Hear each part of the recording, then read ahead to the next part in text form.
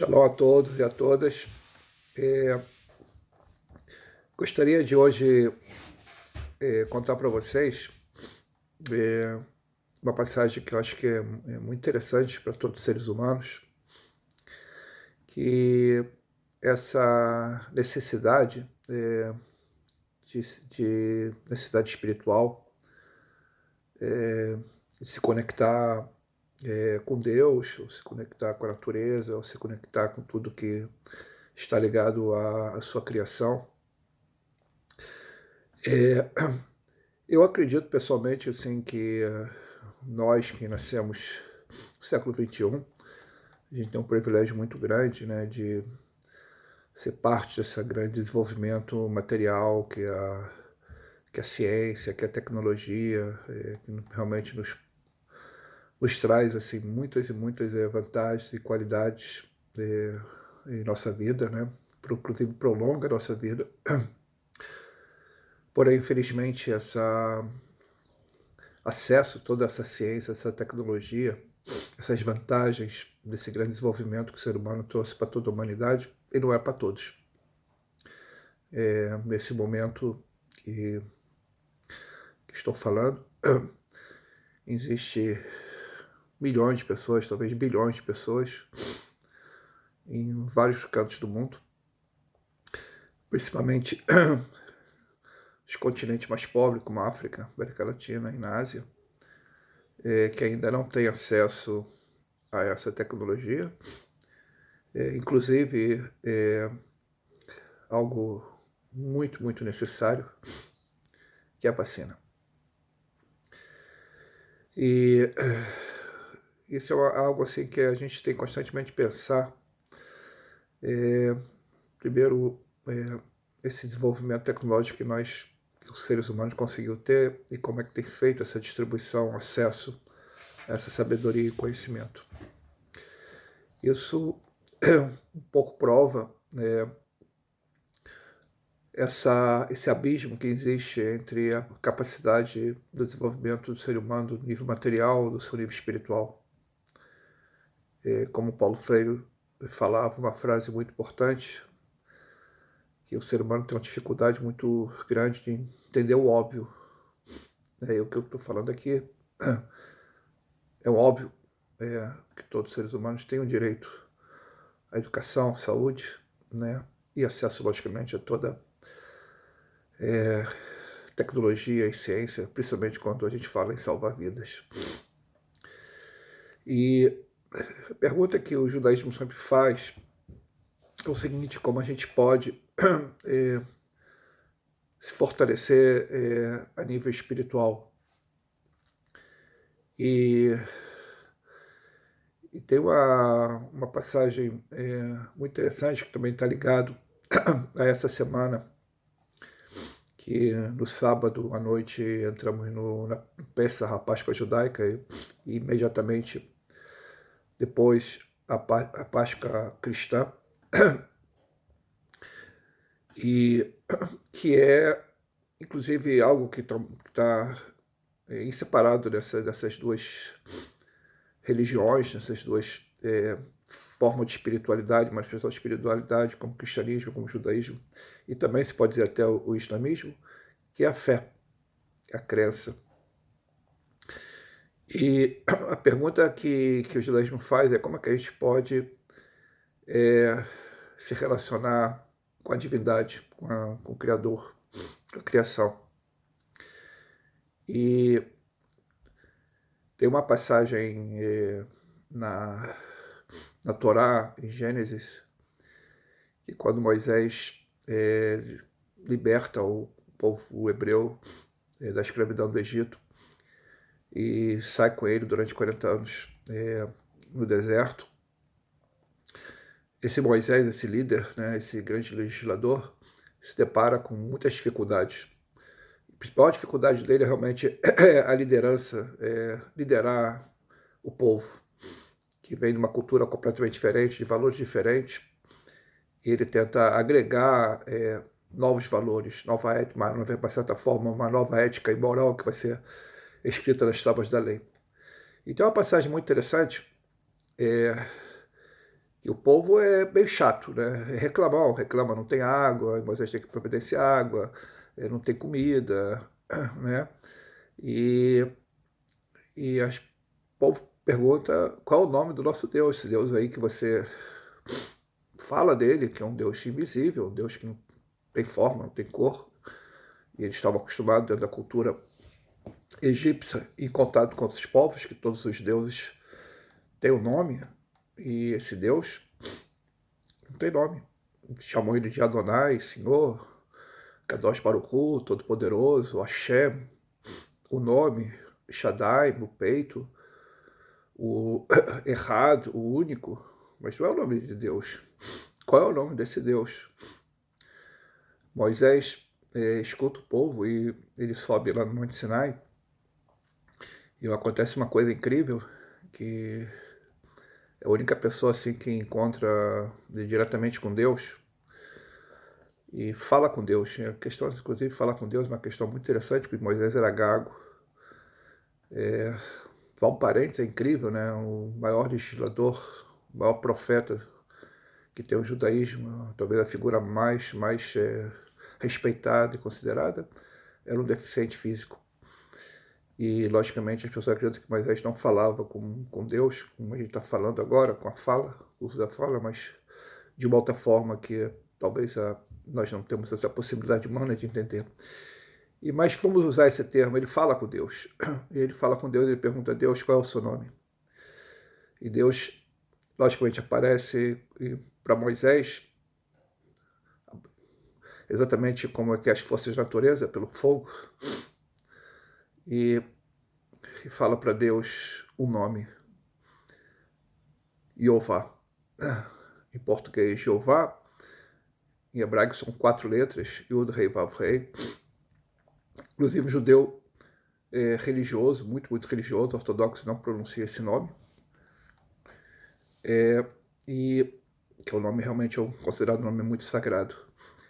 Moisés fica muito encucado com esse nome, Jeová, porque não sei se vocês sabem, todos os nomes na Bíblia, ele tem um significado.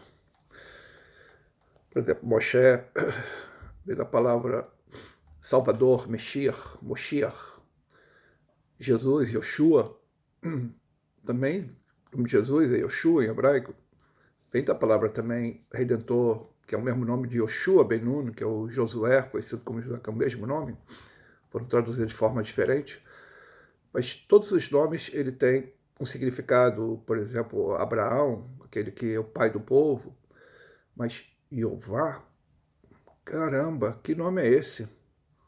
Que significado tem esse nome? Pensou Moisés. O Moisés fica tão encucado com esse nome, porque ele não consegue entender realmente Jeová, Yud, Rei, Vav, Rei. Ele pergunta de novo a Deus, qual é o seu nome? E Deus dá mais uma resposta para ele, um nome que muito pouco usado, muito pouco conhecido, que é Yemashayel. Se eu posso dizer, uma tradução mais perto do português seria serei o que será. E Moisés volta para o povo e fala para o povo que o nome desse Deus é Jeová, mas não pode falar esse nome. E conto essa história para vocês porque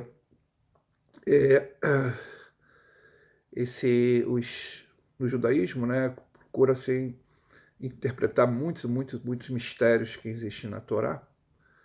E esse é o mistério, né? Por que esse nome? Da onde que vem esse nome? E os cabalistas, que trabalham muito com essa questão de ter os significados ocultos, eles traduzem esse nome de uma forma muito interessante. Eles falam que todos nós vivemos em função do tempo. Né? Todos seres humanos, nós vivemos em função do nosso passado, vivemos no nosso presente e vivemos na perspectiva do nosso futuro. Toda a nossa vida está relacionada com o tempo. A gente não tem muita consciência disso. E eles falam que Deus, ele não só está realmente no passado, no presente e no futuro, mas Deus está no quarto tempo. que é o sempre. E esse nome de Deus, Jeová, o Iê Mashiach, serei o que será, ele não tem um tempo, ele está atemporal. Não, você pode dizer ao contrário, pode dizer que ele está num tempo, mas ele está num quarto tempo. E esse tempo se chama sempre. E isso cria uma forma de pensamento muito interessante, que isso quer dizer, dentro do conceito cabalista, judaico, que paralelo ao nosso tempo, existe um outro tempo. Paralelo à nossa realidade, existe uma outra realidade. E a pergunta é, como é que a gente pode se conectar no nosso tempo, agora no nosso presente, com esse outro tempo chamado sempre? É possível? Claro que sim. E exatamente essa é a forma da gente conseguir tentar sair desse tempo e se transportar para outro tempo, que é o sempre, da gente conseguir se evoluir espiritualmente. Essa é uma das formas, existem muitas, muitas formas. É outra coisa, a gente conseguir se conectar com tudo que existe na criação. E isso acontece constantemente, mas a gente não tem muita consciência disso. Nascer do sol, pôr do sol, são coisas que esses momentos que a gente sente assim uma felicidade interna tão grande, que algumas vezes acontece em segundos, paixão, amor, uma linda flor, o nascimento de uma criança, o nascimento do filho, aquele momento assim incrível, que são coisas assim de às vezes de segundos, minutos, essa sensação, essa é uma forma que muitas vezes passa despercebida da nossa conexão com esse sempre, com parte da criação. Outra coisa muito importante do quando dormimos. Dormir é uma coisa muito importante, porque é uma forma também que a gente se desconecta com o nosso tempo. E é muito importante dormir. E é muito importante esse momento que nós estamos dormindo, e algo assim que é incrível, a gente não tem muita consciência, quando nós acordamos, a primeira coisa que nós fazemos é ver a hora, para nos voltar a nos conectar com esse mundo material que nós vivemos. Nós perdemos contato com o tempo. Então, é óbvio, a coisa que é a coisa muito, muito importante é a prece, é a reza, é a meditação. Só que prece, reza e meditação, ela não pode ser, se você quer se conectar, ela tem que ser algo assim que ela tem que vir dentro de você. Ela não pode ser uma coisa instrumental. E eu, para finalizar, vou contar um conto, não conto, na verdade, algo que realmente aconteceu no século XVII, princípio do século XVII, com um rabino chamado Isaac Luria, da Isfat, em Israel, que é um lugar dos cabalistas, onde tem uma sinagoga que ele ensinou, que ele rezou durante o seu curto tempo de vida que ele viveu lá. E tem uma história muito, muito interessante que eu quero contar para vocês, e assim termino o nosso encontro. Era Yom Kippur, o dia do perdão judaico, e essa sinagoga é incrível, que você pode visitar, você pode contar, inclusive esse conto dessa sinagoga é mais incrível, que é uma sinagoga pequena, muito pequena, muito pequena. Eu acredito ali que entra assim, meio apertado ali, umas 50 pessoas.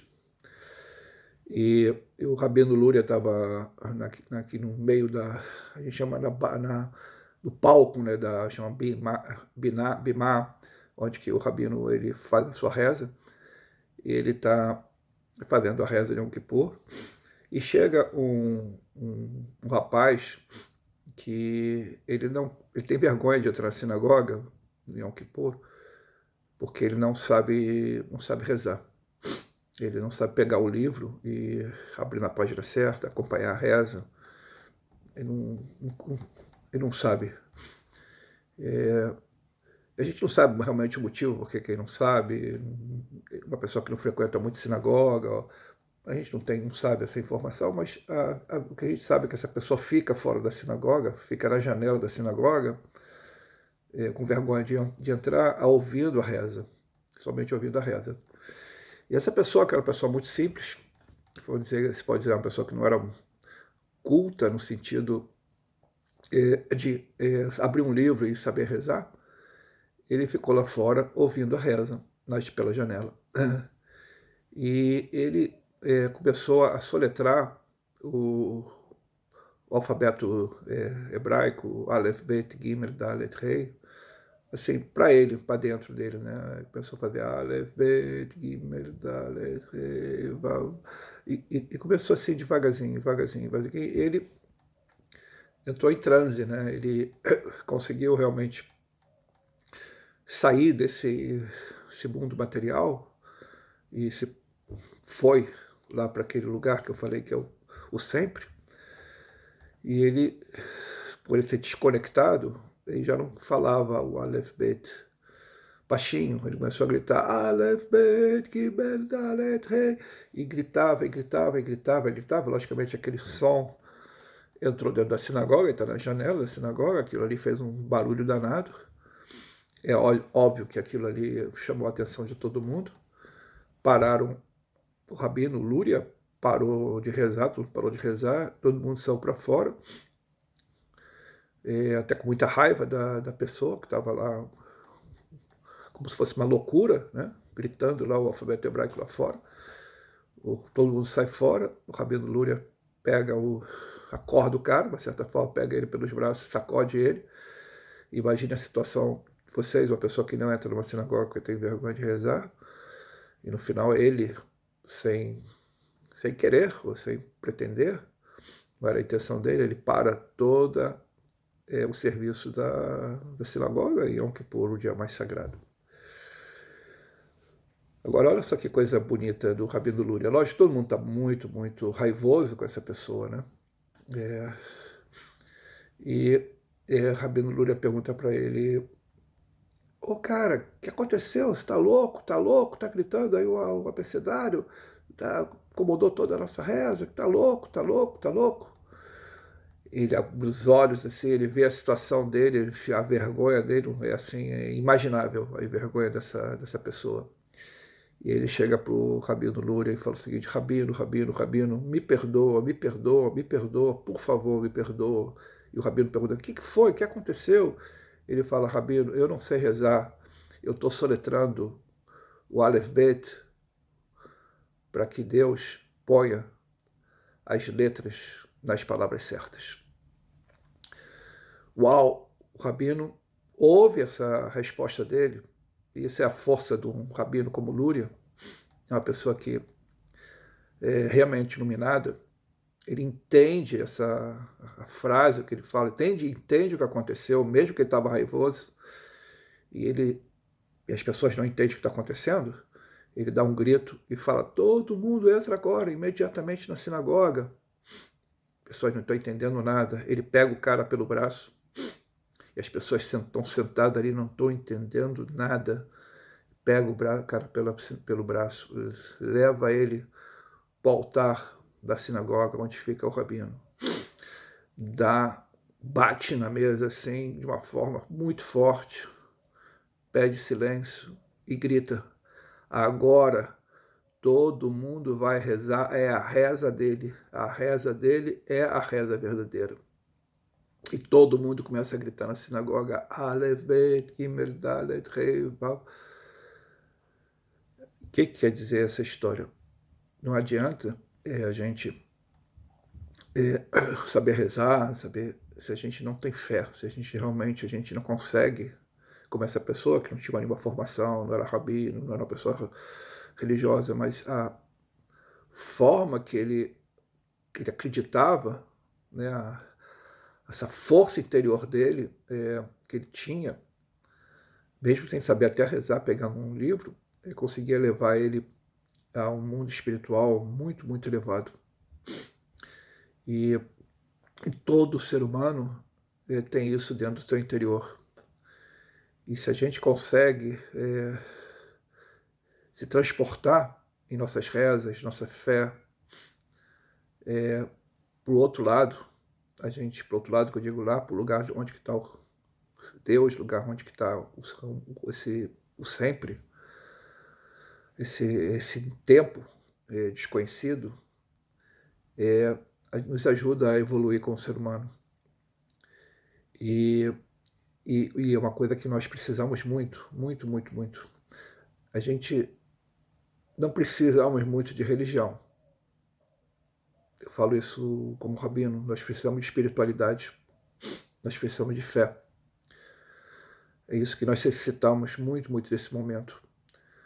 De muita, muita espiritualidade. Porque a espiritualidade é uma coisa que unifica todos os seres humanos. A fé é uma coisa que unifica todos os seres humanos. Religiões são necessidades de grupos específicos que estão ligados a culturas, a valores que são muito importantes. Mas o mais importante é a espiritualidade. Então, um grande abraço para vocês. Shalom.